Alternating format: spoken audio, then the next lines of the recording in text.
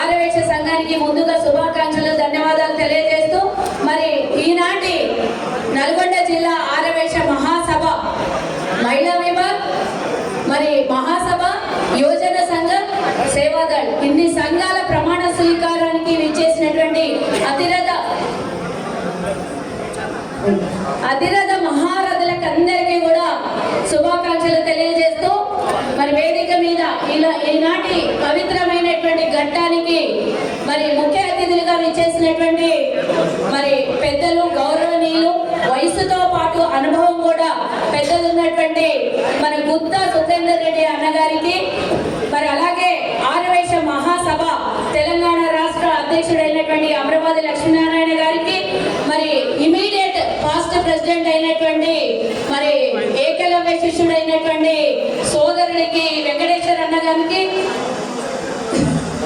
అలాగే మరి ఈనాటి అతిథుల్లో ఆలపల్లి నరసింహులు గారు అన్న దేవరకొండ అధ్యక్షులు గారికి అలాగే తిరునగరికి భార్గవ్ గారు మున్సిపల్ చైర్మన్ మిర్యాలగూడ గారికి అలాగే అనంతరాములన్న గారికి అలాగే మరి అన్నిటికన్నా ముఖ్యం ఈ సభని గందరగోళము అవుతున్నా ఆపాలని ప్రయత్నం చేస్తున్నటువంటి ఊరే లక్ష్మణ్ గారికి నేనున్నాను అనే యాక్టివ్గా పనిచేసేటటువంటి ఊరే లక్ష్మణ్ గారికి మరి వేదిక మీద ఇంకా చాలా మంది పెద్దలు ఉన్నారు. మరి నాంపల్లి నరసింహులు గారు మీకు తెలిసేమో ఆర్యవైశ్య కార్పొరేషన్ మొట్టమొదటిగా వైశ్యులకి ప్రకటించిన తర్వాత నెక్స్ట్ పొజిషన్ గవర్నమెంట్ పరంగా ఎవరికైనా వచ్చిందంటే మరి వారు న్యాయవాదిగా జీపీగా రెండో ఆర్యవైశ్య సభ్యుడిగా ప్రభుత్వంలో అడుగుపెట్టినటువంటి నరసింహులు గారికి అలాగే ఈరోజు వారి సతీమణి భాగ్య గారు మహిళా విభాగ అధ్యక్షురాలుగా ప్రమాణ స్వీకారం చేసింది. అలాగే తేలుకుంట్ల చంద్రశేఖర్ గారు మరి ఇంతకన్నా యాక్టివ్గా పనిచేయాలని మరి వాళ్ళు యాక్టివ్గానే కనిపించారు. వర్క్లో మీరు యాక్టివ్ కనిపించాలని నేను కోరుకుంటున్నా.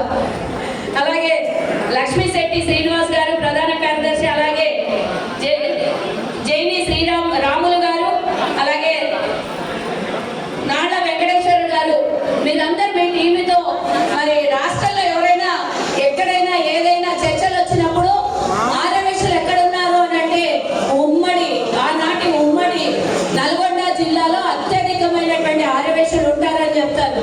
నేను అన్ని జిల్లాల్లో ప్రభుత్వ పరంగా కానీ ఈనాడు ప్రభుత్వ పరంగా కానీ ముందు కాంగ్రెస్ పార్టీ ద్వారా ఏదైనా క్యాంపెయినింగ్ వెళ్తే ప్రతి ఒక్కరు డిసైడ్ ఫ్యాక్టర్ మీ ఆర్యవైశ్యులు. అటు సూర్యాపేట అయినా సరే, ఇటు నల్గొండ జిల్లాలో అయినా సరే, మిర్యాలగూడలో 1000 మంది ఉంటారు, నల్గొండలో 1000 మంది ఉంటారు.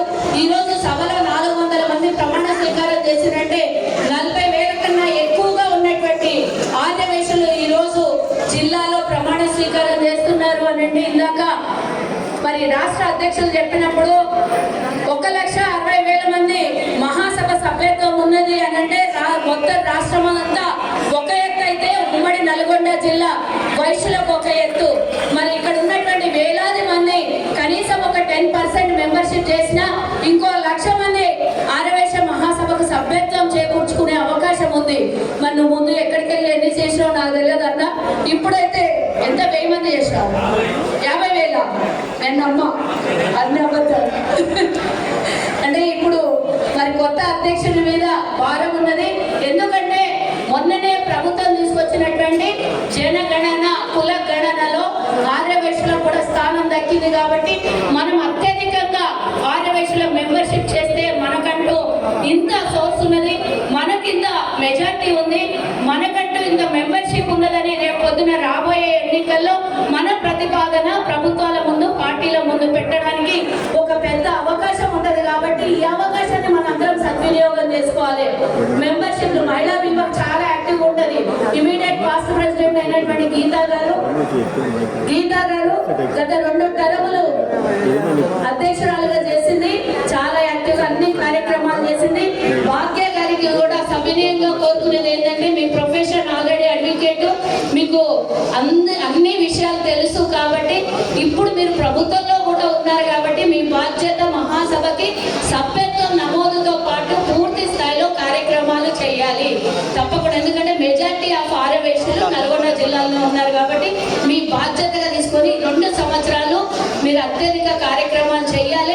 ఈరోజు కార్పొరేషన్లో నేను చైర్మన్గా ఉన్నాను, మీరు నల్గొండ జిల్లా అధ్యక్షురాలుగా ఉన్నారు కాబట్టి రేపు పొద్దున ఏమైనా కార్పొరేషన్ ద్వారా నిధులు కావాలంటే మిమ్మల్ని మేము సంప్రదిస్తాం. కాబట్టి జిల్లాకి ఏమన్నా నిధులు కావాలంటే తప్పకుండా మిమ్మల్ని సంప్రదించి మా అధ్యక్షుడిని సంప్రదించి ముందుకెళ్లే కార్యక్రమాలు ఉంటాయి. కాబట్టి అంతే స్పీడ్గా రాబోయే ఈ 2 సంవత్సరాలలో మీరు అత్యధిక కార్యక్రమాలను తీసుకొని రాష్ట్రంలోనే ముందడుగులో ఉంటారని మీ మీద నమ్మకంతో ఏకగ్రీవంగా మహిళా విభాగ అధ్యక్షురాలుగా మిమ్మల్ని నియమించినటువంటి మన కోమటిరెడ్డి వెంకటరెడ్డి గారి ఆశీర్వాదం కూడా మీ మీద ఉంది. కాబట్టి తప్పకుండా వారి నమ్మకాన్ని, వారు ఇచ్చినటువంటి మీ ప్రోత్సాహానికి మీరు రేపు 2 సంవత్సరాలు మంచి కార్యక్రమాలను తీసుకుంటారని నా కోరిక, వెంకన్న కోరిక. కాబట్టి మీ ముందు ఈ విషయాన్ని తెలియజేస్తున్నాను.